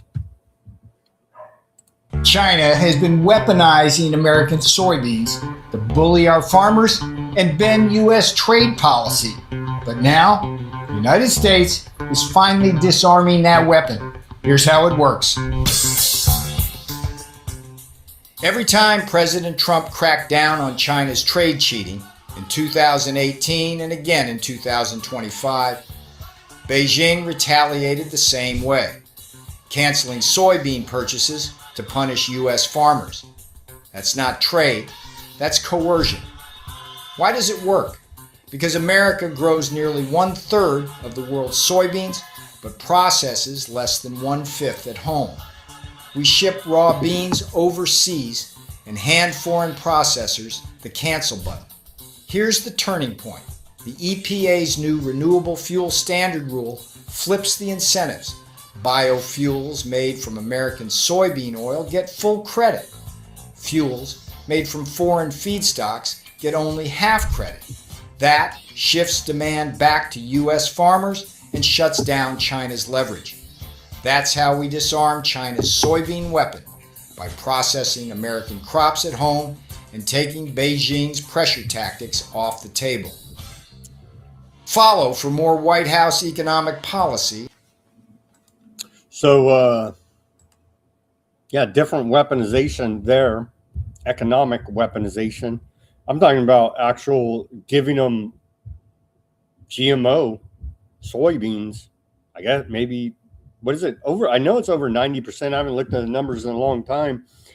I haven't been on the GMO kick for a while, but yeah, over 90% of U.S. soybeans are GMO, laden with glyphosate. So who's weaponizing what against who now in the soybean wars?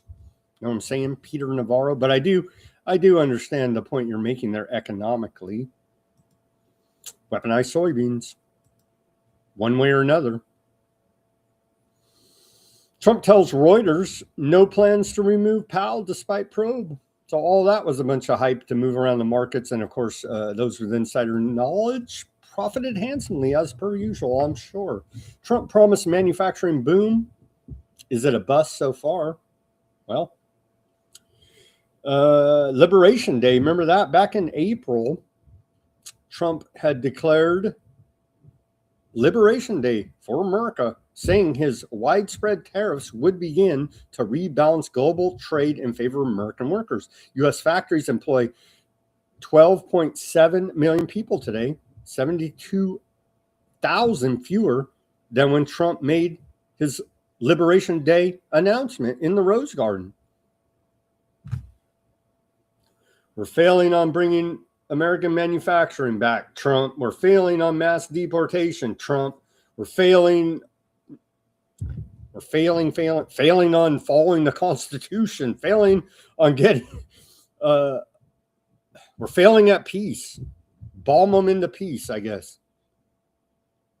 Cracks begin to appear in the nation's biggest banks. Again, a true populist president, which Trump says he is, or that's the rhetoric they put out there around the persona that is Trump, the character, the actor.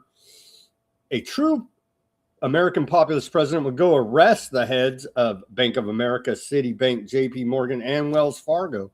That'd be the first thing they did, is say, hey, you Marines, U.S. Marshals, Marines, whoever in the hell has the balls to go do it. Go arrest these damn bankers right now. You know what I mean? That don't happen. And so, yeah, they reported lower than expected earning numbers in the fourth quarter. And so I know I feel very bad for these criminals at the big banks, as I'm sure you do as well. But a sign that the economy is not doing well, a key indicator, as they say. More Americans are filing for bankruptcy. Here's what is behind the surge. New data shows, this is a report of ZBS News. New data shows more Americans are filing for bankruptcy, the latest indication that price pressure and an uneven economy are leaving some households strapped for cash. Oh, you don't say. Total consumer bankruptcy filings jumped 12% from 478,752 in 2024 to 533,949 last year, 2025. So a 12% increase in consumer bankruptcy filings.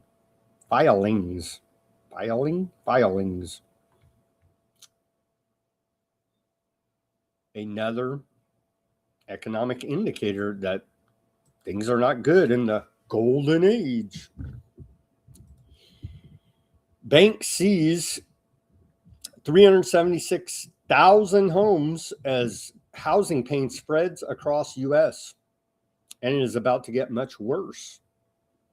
There's a map, a report by Daily Mail here.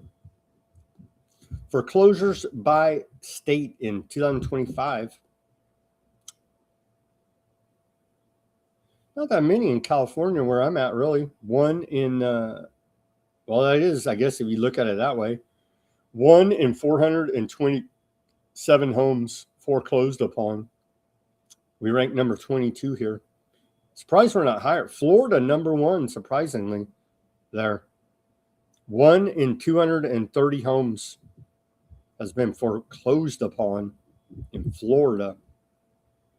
That's not good. That is not good. Where is number 2 here on the map? Well, I don't see it, so we're going to move on. But all of these reports are indicators about how the economy is doing, and it's honestly not doing so well. In the golden age, the greatest economy ever, as we're consistently told here now by Trump. Okay, continuing. Trump put this out. I don't even know what it means. Is it? Maybe it's in regard to Gaza. I don't know, but it's kind of laughable at this point. We've bombed Iraq, Syria, Iran, Somalia, Yemen, Venezuela, Nigeria. We're in proxy war with Russia, proxy war with Gaza, proxy war with Lebanon. He's the president of peace, bro. You know what I mean? Tell MAGA that. They don't want to hear any of that. There's, we got the bad guys, right? Yeah, come on, man. And I said all that to show you this post by Trump. It is my great honor to announce the Board of Peace has been formed. The members of the Board of Peace will be announced shortly, but I can say with great certainty that is the greatest and most prestigious board ever assembled at any time and any place. Thank you for your attention to this matter. President Donald J. Trump, President of America. All I can say is I hope Jared Kushner, who I voted for, is on this Board of Peace, right? Where are we at here? We got like a half hour left. We still got a lot of news to get to in geopolitics. What do we got? I got to get to the, here's a short war propaganda video from the Department of War, and then we'll show you the hijacking of the seizure, the piracy of another oil tanker.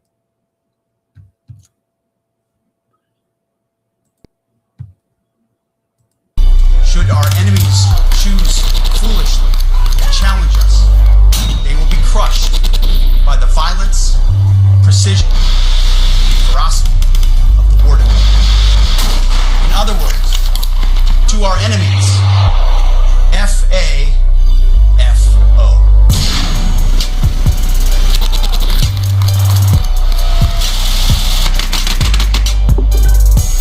Seriously, the Department of War is putting that out. Fuck around and find out. Excuse my language, but seriously, we can do better propaganda than that, can't we? Come on, man. Trump Department of War rebrand cost $125 million. They simply don't care about spending. They don't care about the national debt. obviously the conservatives. The proposed Trump-class battleship, we reported on that, could cost $15.1 to $22 billion, potentially making it one of the most expensive U.S. warships ever, according to the Congressional Budget Office.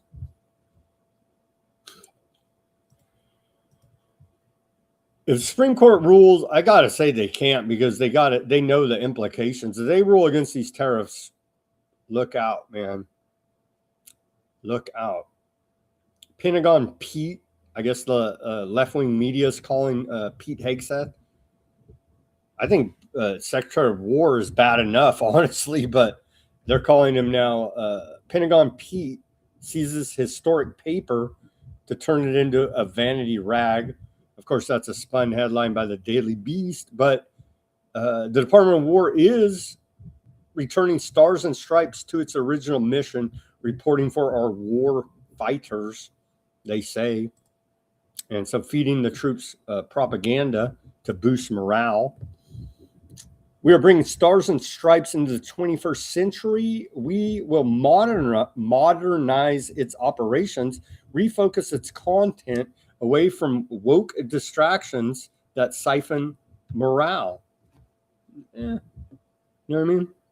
That's probably true. Probably true in some regard. They went on to say this is Sean Perrell, and what is he? He's a assistant to the Secretary of War for Public Affairs. So he's a propagandist for the Department of War. He went on to say, refocus its content away from woke distractions that siphon morale and adapt it to serve a new generation of service members. Stars and Stripes will be custom tailored to our war fighters. Peace, bro. We declared war? Oh, Congress doesn't do that anymore. Oh. The Constitution says we're always supposed to be at war. It will focus on war fighting, war systems, fitness, lethality, survivability. Well, thankfully, they want our troops to survive, allegedly. And all things military. No more repurposed DC gossip columns. No more Associated Press reprints. Stars and Stripes has a proud legacy of reporting news that's important to our service members. The Department of War is committed to ensuring the outlet continues to reflect that proud legacy. Well, take your pick. Left-wing propaganda, right-wing propaganda, straight-up war propaganda. So good luck with that, Stars and Stripes and the War Department. Trump reiterated in a phone call to troops today stationed in Germany that he does intend next year to increase the military budget to $1.5 trillion.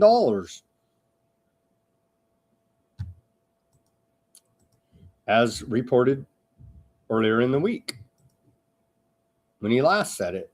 Okay, here we stole another oil tanker out there. Stole another oil tanker.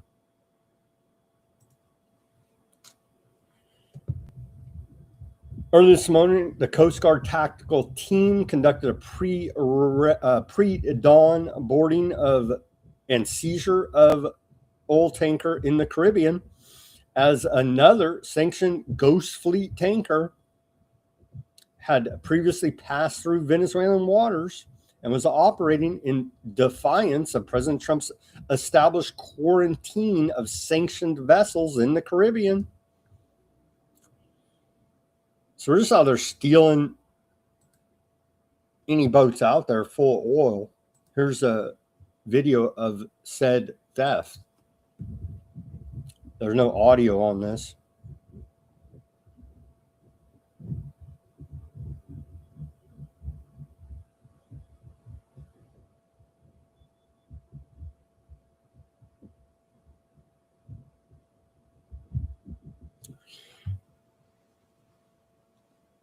Yeah, so there they are.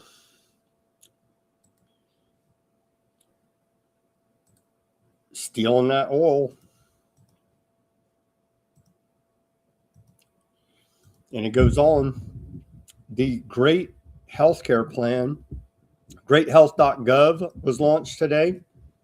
They claim, that is the White House claims, the Great Healthcare Plan, lower drug prices, lower insurance premiums, hold big insurance companies accountable, maximize price transparency. I don't know. That one sounds like some old Luigi would be behind there. Hold big insurance companies accountable. Just saying. Trump put out a video. We're not going to play it due to the interest of time here. I want to read this section though about how what they say holding big insurance companies accountable. The Great Healthcare Plan creates the plain English insurance standard by requiring health insurance companies to publish rate and coverage comparisons upfront on their website in plain English. No industry jargon, no consumers, so consumers can make a better insurance purchasing decision. The Great Healthcare Plan will require healthcare insurance companies to publish the percentage of their revenues that are paid out to claims versus overhead costs and profits on their website. The Great Healthcare Plan will require health insurance companies to publish the percentage of insurance claims they reject and average wait times for routine care on their website. That's the issue, right? That old Luigi had was a denial of care.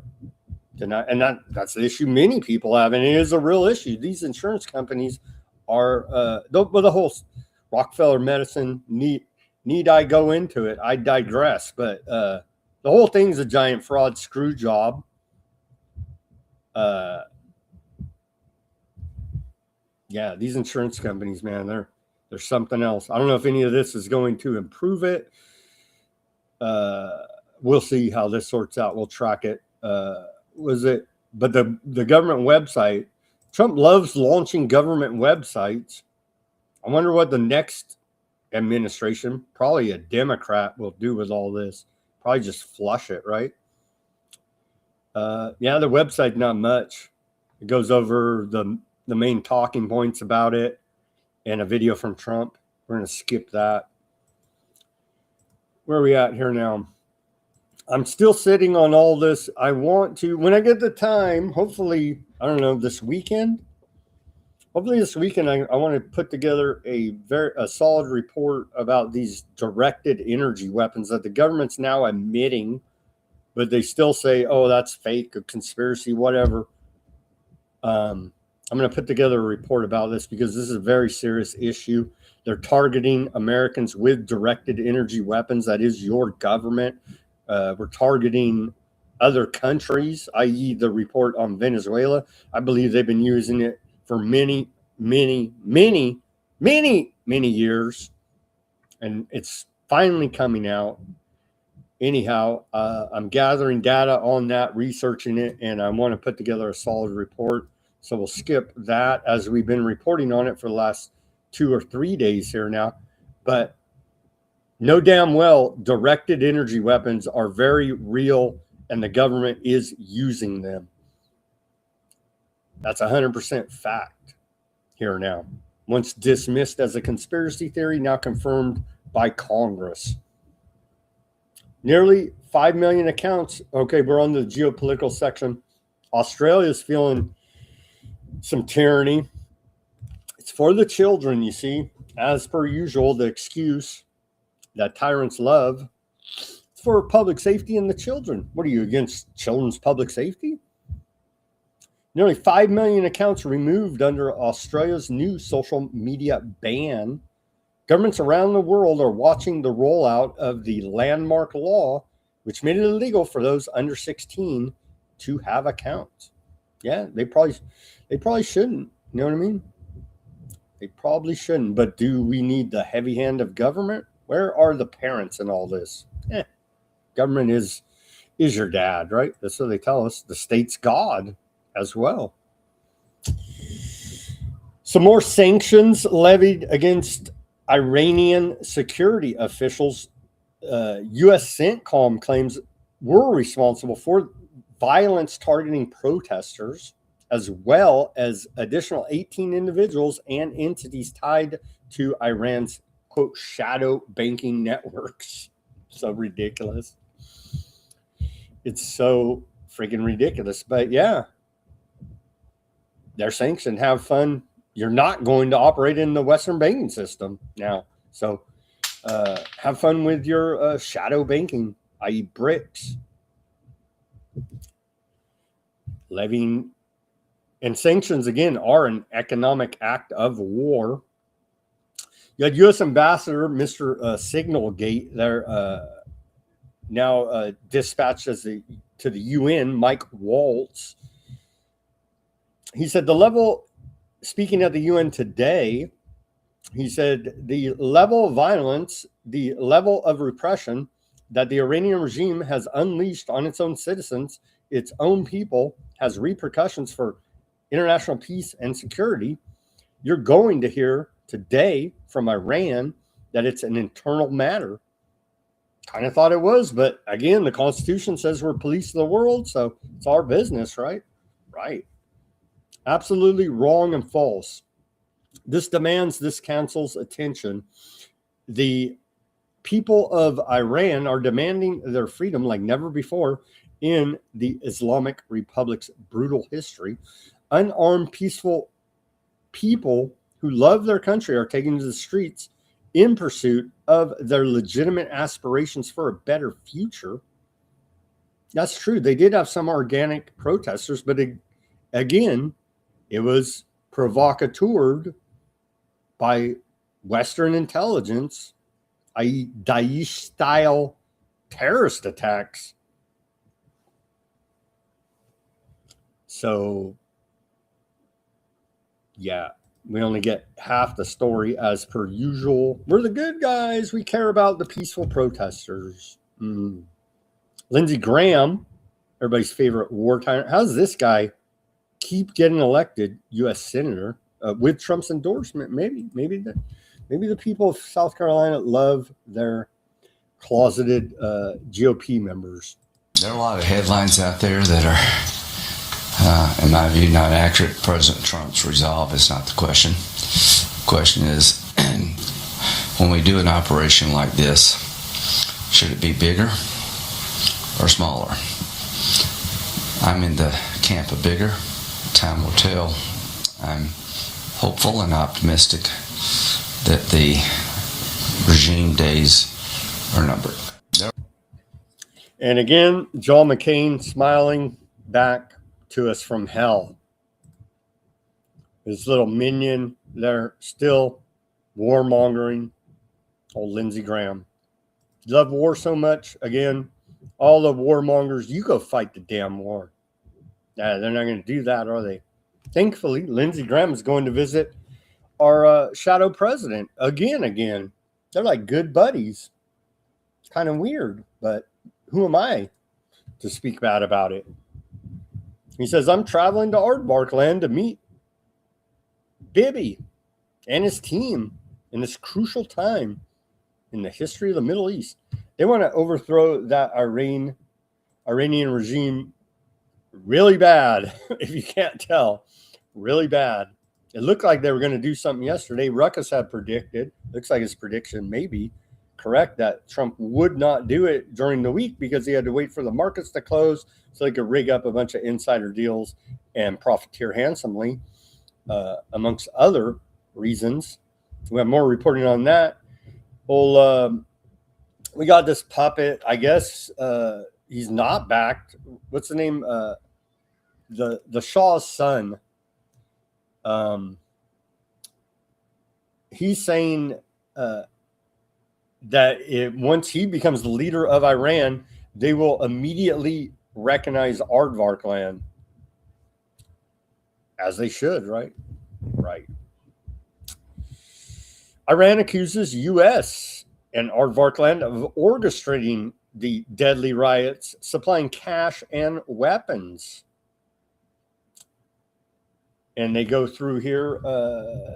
Iran's defense minister has claimed that the U.S. and aardvark land and allied countries coordinated recent unrest in Iran, supplying weapons, cash, and logistical support to fuel violence and destabilization in the country. He said intelligence shows foreign sponsors even planned for separate regions to draft their own constitutions and oversaw operations down to assigning payments for killings and destruction.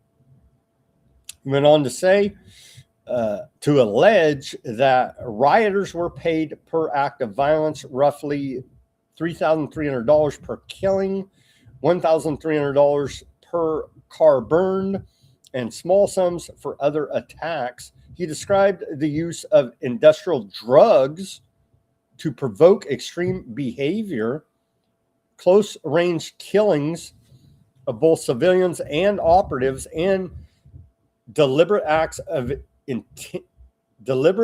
intended to inflame public emotions. Yeah, they were trying to do a full-on color revolution regime change a la Operation Ajax. We've done it before. I know, shocking, right? But hey, anything for the freedom of the Iranian people.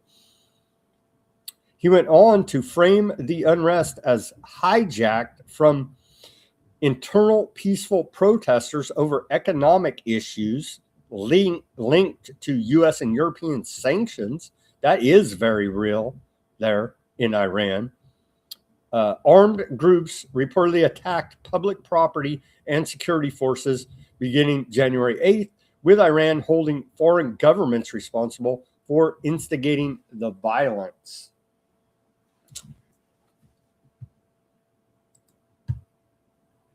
U.S. and aardvark land formed coordination centers for separatists in Iran, as he said, carving up different regions and even having their own constitutions for said regions. It's all organic and the will of the Iranian people. Don't you know? We saved millions, Trump said. Did he say millions? He said a lot. He said we saved a bunch of them. Where are we at here? Let's get through this. You had Iran at the UN. Iran Deputy Parliament Representative Odysee said peaceful protests were deliberately hijacked to transform them into violent riots. Beheadings, people burned alive, police officers beaten to death, ambulances, fire engines, hospitals, homes, and places of worship were torched. We know Muslims love burning down mosques, right? Everybody knows that. The United States and its accomplices, especially aardvark land, cannot evade responsibility for the innocent bloodshed. He told the UN, good luck with that. Getting anything out of the UN. He says, he went on to say, Iran seeks neither escalation nor confrontation. However, any act of aggression, whether direct or indirect, will be met with decisive, proportionate, and a lawful response under Article 51 out of the UN, right? This is not a threat. It is a statement of legal reality. Well, America already said, and we know aardvark land, we don't give a damn about your international law. So good luck with that. This propaganda is so thick, so ridiculous, but what the hell? White House Leavitt, press secretary today, said on Iran, said 800 executions that were scheduled and supposed to take place yesterday were halted. Trump and his team are closely monitoring the situation and all options remain on the table. Said that earlier today. So Trump saved 800. Whoever they are, we'll call them organic, peaceful Iranian protesters. He saved 800 lives there in Iran. Thank you very much, Trump, for that. It's much appreciated, I'm sure. Here's what Trump had to say about that. in a post on his Truth Social. Trump went on to say, Fox News, Iranian protester will no longer be sentenced to death after President Trump's warnings. Likewise, this is good news. Hopefully it will continue. See, Trump saved that protester. Iran said they had no plans to do any of it. So all these governments are liars. There's no good guys in any of this. And the poor people are suffering is the problem here now, isn't it? Trump, again, in this Reuters interview, talking about the Shah of Iran's son, the heir apparent to the monarchy there in Iran, talking about meeting with him. Trump said, seems like a nice guy, but I don't know how he'd play within his own country. And we really aren't up to that point yet, talking about installing him essentially as part of the regime change operation. I don't know whether or not this country would accept his leadership.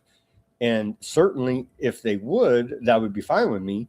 Whether or not Iran's government falls or not, it's going to be an interesting period of time. Per Trump Reuters interview. Gulf states.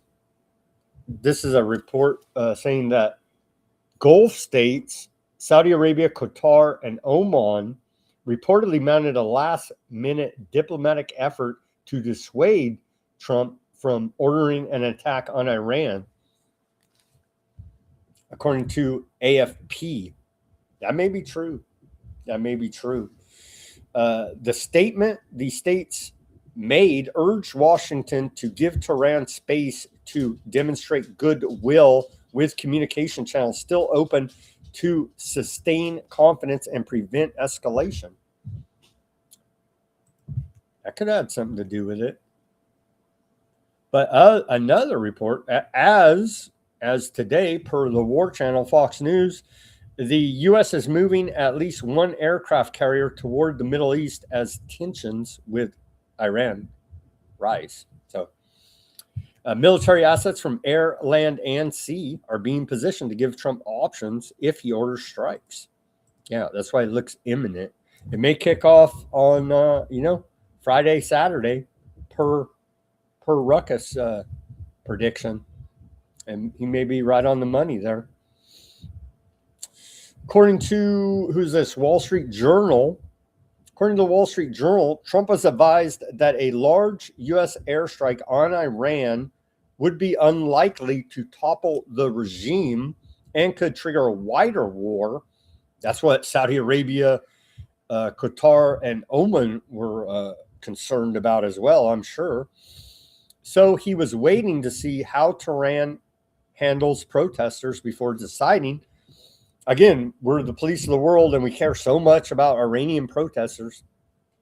Sell that to, I don't know even who believes that bullshit, but that's what they're selling as the excuse to go ahead and attack Iran. It's not part of the greater Aardvark land project or anything. Officials say a major attack would require more U.S. forces in the region to protect troops and allies like Aardvark land, of course. Well, small strikes might symbolically help protesters, but won't change the regime. Trump has not made a final decision, but ordered military assets to be ready. How much money is that costing? You know what I mean? Who cares? Who cares? Pentagon doesn't pass a financial audit anyway. China and Canada. Hey, you got to look up right there, right? China and Canada lay foundation for new strategic partnership as Mark Carney, the banker, right, visits Beijing. Right there, Trump, 51st state. We need that to be part of technocracy that we love. Pakistan, Saudi Arabia, and Turkey drafted trilateral defense agreement. Not good for Aardvark land. And today we're learning, as reported yesterday, all these European troops heading to Greenland, but it turns out not so much, not so many. France sent 15, Germany 13, Norway 2, Sweden 3, UK 1, Finland 2, and Netherlands 1. If we add them all up, what is that? Like 33? No, it's not that. Let's see, 30. Do some quick math here. 30, 33, 34, 35, 37 troops over there from non-NATO troops in Greenland. They'll put up a fight with the U.S. military when they invade Greenland, I'm sure. So not much resistance. But hey, as Trump said, with the ends justify the means, noble lie. If we don't steal Greenland, Russia and China will. On to Venezuelan opposition leader. She did the Nobel Prize winning lady, Machado. She, according to Wall Street Journal, she met up with, well, there's video of her as well, meeting with Congress and Trump at a private luncheon. And Kerry was saying in the comments on the Rumble that she did give Trump her Nobel Peace Prize. I saw other reports where she wouldn't answer the question when asked. Maybe she did give it to him upon other reporting I haven't seen. But, and Trump has all been out of shape, right, about not getting the Nobel Peace Prize for bombing at that time. I think 6 countries, 5 or 6. It's hard to keep track at this point. The United States is pressing Mexico to allow U.S. forces to join raids on fentanyl labs, arguing it would strengthen the fight against drug cartels. The proposal, renewed under Trump, would put U.S. Special Forces and CIA officers along Mexican troops. Mexico's president, Latina woman Sheinbaum, right, has rejected the idea, citing sovereignty, and instead offered more intelligence sharing, according to the failing New York Times. And old Houthi, Al Houthi, they're belligerent as per usual. Al Houthi, this dude, right? We played his speeches a lot. This dude, he says, we are serious about targeting any aardvark presence in the land of Somalia, whether a military base or the like. Any fixed Zionist presence that we find accessible to us, we will not hesitate to target militarily. So the Houthis are still at it. And in the final section of the show, aardvark land, I'm just going to have to read these to you. Through the interest of time, ADL CEO Jonathan Greenblatt told an LA synagogue he's working behind the scenes to help take down Nick Fuentes, Tucker Carlson, and Hans Piker. So, yeah, they're probably all feds anyway, but no censorship whatsoever there. I got aardvark, I'm telling you. Be nice to them. We got to be nice to them despite all of their evil ways. He went on to say at this same meeting that they dropped. Well, this one's kind of. Let me play you this clip. This one's kind of funny. Well, let me read it. Yeah, I'll just read it. Greenblatt says they dropped rebranding anti-Septicism to aardvark hatred after their extensive research revealed that when you say end aardvark hatred, Gentiles think you're talking about the hatred of aardvark people against Gentiles. These guys are too much, man. Hey, they're coming with the censorship every which way you could think about it. Greenblatt went on to say the ADL is working with OpenAI, Alphabet, Anthropic, Meta, and Microsoft to train their AI, right, large language models. Heck, we're in conversation with Alibaba to train theirs as well. He also said they're investing in Wikipedia. So this is what they talk about, what Pompeo said, where they're going to write the history about the genocide you see here now. So all that's come out since October 7th is going to be it's going to be memory hold. Now, I don't know how you memory hold International Criminal Court indictments, but I'm sure they're working on that too. He went on to say, yeah, we covered that. There was one more. Oh yeah, here he talks about, don't you worry, they're training the police forces. He said the ADL is still working with the FBI. Well, bless their hearts. I have 40 analysts working full-time 7 days a week, 24 hours a day, monitoring extremists, he told the LA synagogue. We monitored these people and we share the intelligence with the FBI.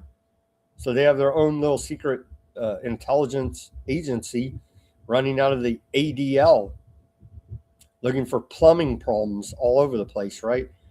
He says they're monitoring the DSA, was that Democrat Socialists of America, anti-war activists, pro-Palestinian groups, right-wing extremists, political Islamists, Christian nationalists, and others.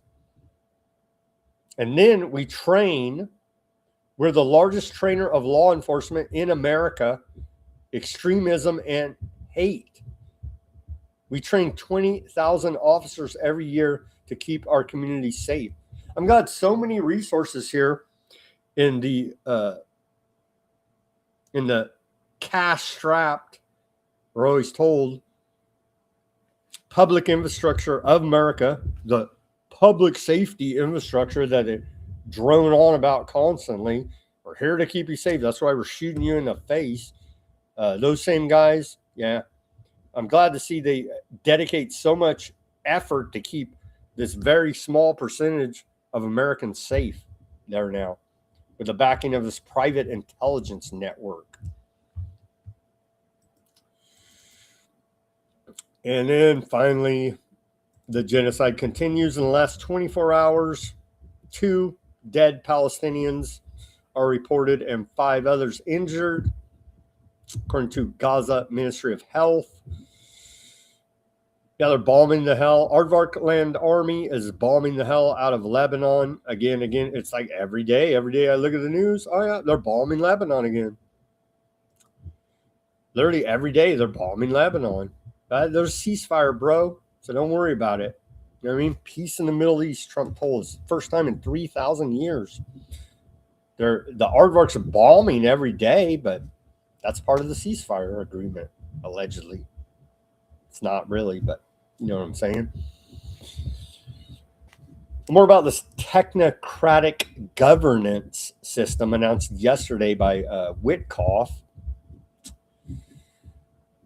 The Democratic Front for the Liberation of Palestine, the DFLP, welcomed the formation of a technocratic governing body in the Gaza Strip, describing it as a practical entry point into the second phase of Trump plan and a step toward easing Gaza's humanitarian catastrophe. The DFLP said the move would help end the Aardvark occupation of remaining areas, open the Rafah crossing, allow unconditional aid and shelter, and begin recovery amid ongoing ceasefire violations. Really? That's like very double thinky right there. It stressed that Gaza's administration must remain linked to the Palestinian government to preserve territorial unity and advance an internationally backed path toward a fully sovereign Palestinian state on the June 4th, 1967 borders with Jerusalem as its capital. The group also praised Egypt, Qatar, and Turkey for supporting the transition to phase 2, expressing confidence that Cairo will continue pushing for an international conference to secure reconstruction funding and restore stability in Gaza. Good luck with that. You ain't getting back. You're not getting it. They're taking it all. DFLP. Sorry to tell you here now. Sorry to tell you. They're taking it all. People got crazy ideas. Maybe this will work. I don't know. Al-Shath, who is the head of the Palestinian Technocrat Committee in Gaza, told an occupied West Bank radio station, quoting him here now, he says, if I bring bulldozers and push the rubble into the sea, talking about the whole demolition zone, formerly known as the Gaza Strip, push it in the sea and make new islands, new land, I can win new land for Gaza and at the same time clear the rubble. This won't take more than 3 years. Yeah. That ain't going to happen. Palestinian factions discuss phase 2. Yeah, we talked about that. We haven't even had phase 1 of a ceasefire, but we're moving on to phase 2, where they'll only kill half a person a day. Yeah, they're bombing the hell out of they're bombing the Gaza Strip, central Gaza. Bombing central Gaza Strip. 4 Palestinians killed in that bombing earlier today. And then the last story of the day here, the West Bank. Massive fires have erupted in the West Bank, south of Jenin, after aardvark settlers set fire to Palestinian land and trees. I call it climate change. Some people call it arson, but they tend to have a track record here of going around and lighting these fires all over the place. We're noticing a trend, as they say here now, with aardvark arson, otherwise known as climate change. And with that, we're wrapping up this Thursday edition of Weaponized News. Let's go over to the channels quickly. Oh, we had some chat over there. Shout out to the Odysee chat. I see Fat Bob keeping it real there. He says, jackass, like what? All those 33 people at the top arise to the Joker. It's a good one. It's a good one. Clinton Foundation, good one there, as well as one of these criminal foundations. Fat Bob. Yeah, indeed.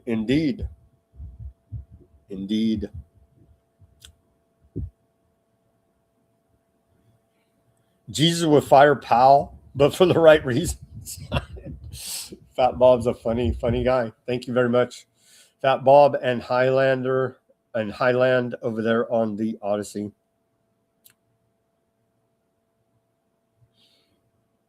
The Bitchute. Thank you guys for tuning in on the Bitchute as per usual. No live chat going on there. The X, Kick, Facebook, and Twitch. Thank you for tuning in there. Rumble and YouTube as well. Thank you very much, everybody tuning in. I see Mac there. Mac says, Aardvarkland has made Pittsburgh's name as black as Auschwitz. What happened there is dark.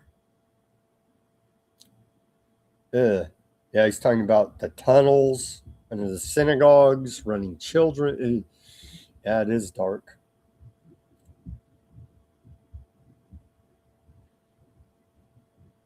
Well, I hope Karen, thank you for tuning in, Karen. I hope your top ramen was good, because you took the time to cook dinner instead of chatting it up. No, seriously, have a great dinner tonight, everyone. What does Young say over there on the YouTube? From the same producers anyway. Seceding at gangster mode. Isn't that what America always wanted? I guess so. Sadly. Sadly enough, I guess so. A few other people popped in here. Carrie, thank you for tuning in on the Rumble. Ruckus, thank you for tuning in, giving us some chat. Jan, thank you for tuning in, giving us some chat. Never had nothing for $1 since they opened. My area did. My dollar store, it's just straight up called the dollar store, and everything was $1 where I'm at in Fresno, California.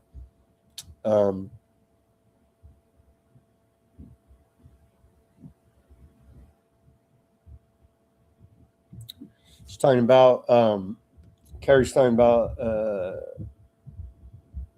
the Federal Transportation Department for wireless communications for all cars to control cars. Yeah. Yeah. They're turning the screws every which way you look of technocracy on us, and we better love it or be shadow banned and eventually just deleted off the internet and probably in real life too, as we get closer and closer to Skynet becoming self-aware, they claim. I don't know if that can ever happen, but they can definitely weaponize these robots. That's 100%. They can do that. Can they act autonomously? That's another issue, but they can definitely weaponize them and send them after you.